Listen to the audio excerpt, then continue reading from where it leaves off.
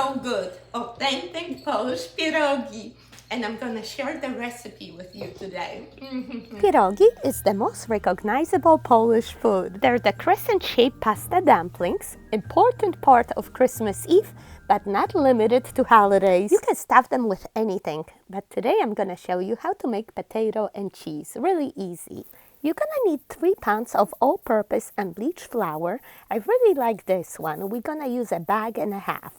We're gonna need 8 eggs, 2 tablespoons of vegetable oil, 2 cups of hot water, 4 pounds of potatoes, boiled and mashed, and 4 packs of the farmer's cheese. Salt and pepper, and then we are also going to need 1 large onion chopped and sauteed. All right, let's make the pierogi. But before we proceed, let's make something clear. I'm sure you heard people say pierogis, but pierogi is already plural. One is pieróg, but we rarely use that because you rarely eat just one. All right, let's make the stuffing. In a large bowl, we are going to mix the mashed potatoes and drained farmer's cheese. Mix it well and add a few spoons of the sauteed onions. I cook my potatoes a night before because cold stuffing, it's easier to stuff. We have a little bit much here, and then we add some salt and pepper to taste. Mix it well, and the stuffing is ready. Now we are going to make the dough. In a large bowl, we are going to add 1 full egg and 7 yolks. Next, 2 tablespoons of vegetable oil and 2 cups of hot water. We are going to whisk it. Next, we are going to switch to the hook attachment and gradually add our flour. Of course, all this could be done by hand. That's how my mom and my grandmother used to make pierogi, everything by hand. But the mixer makes it just a lot easier. Not too fast, so the flour doesn't fly all over the room. And you know, when it's all combined, you're gonna take it out, sprinkle your surface with flour, and just finish working that dough on the tabletop.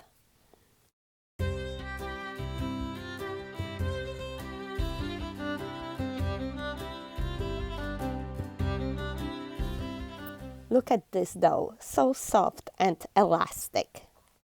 To prevent it from drying out, you are going to wet a clean kitchen towel and cover your dough with it. Next, set a large pot of water, add some salt and oil, that way pierogi won't stick to each other, and we are going to roll the dough. We're going to take about a quarter of that dough at a time. You want to roll it from the center out because you don't want your edges to be too thin and the middle thicker, right? So we're rolling it from the inside out, just like so. Flip it over, and then continue rolling until it's really thin, about 1/8 of an inch thin. When you see those little air bubbles pop up, that means it's a very good dough.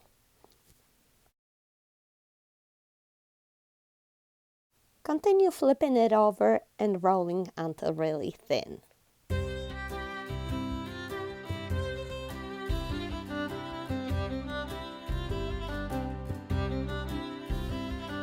Roll, roll, roll your dough gently to a cake. If you see... Next, we are going to cut out the circles. Look for a glass that's about 2.5 inches wide. Cut out the circles one next to another. If you see a circle, then cut into a shape. Pull away all the excess and save it over there underneath. We're gonna use it up at the end.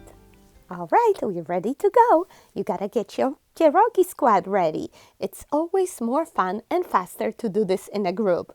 My friend Renia, she's a master, her daughter, and my sister, we're gonna get these done in no time. You're gonna take a teaspoon of stuffing, put it in the middle of each circle, fold it over, and seal the edges together. Renia is a pro, so she really stuffs them a lot. As you can see, she dips her fingertips in flour and pinches the edges together and seals them well, just like so. I am a little bit more modest, so I just add a flat teaspoon of stuffing. I press it down there and then I dip my fingertips in flour and seal it. Just pinch it all around, just like so. And voila, here it is, perfect little pierogi. Watch my pierogi squad do this again.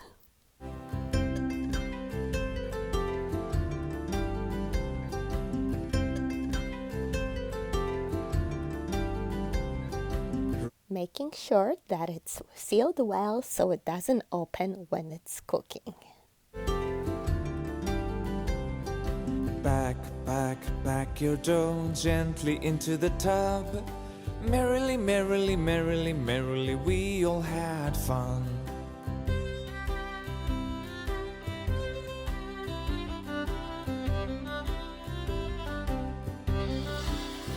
Like and subscribe. I'm so excited to share with you our authentic Polish pierogi recipe. And I don't know if you recognize that today we are at my sister's house. We had made this garland and decorated her tree a couple weeks ago. Look how pretty it looks. I don't think you had seen it in the daylight because we stay up late decorating that night. Feel free to check out this video if you haven't seen it yet. And we're ready to boil these babies. You are going to drop these in the boiling water, no more than a dozen at a time. Get your draining spoon and the colander ready. You drop some extra butter in your onions, so you're going to have your gravy ready. And when your pierogi rise up to the surface, you let them simmer for a minute or two longer, and then you take them out gently. You serve them hot with the onions and butter or bacon bits, some scallions, a little bit of sour cream. Delicious. The store-bought pierogi do not compare. You have to try the homemade ones. The only problem is you cannot stop eating them, so that's why you make so many. You can store them in your fridge for up to 3 days. You can reheat them in boiling water or fry them. Oh my gosh, they're so good fried.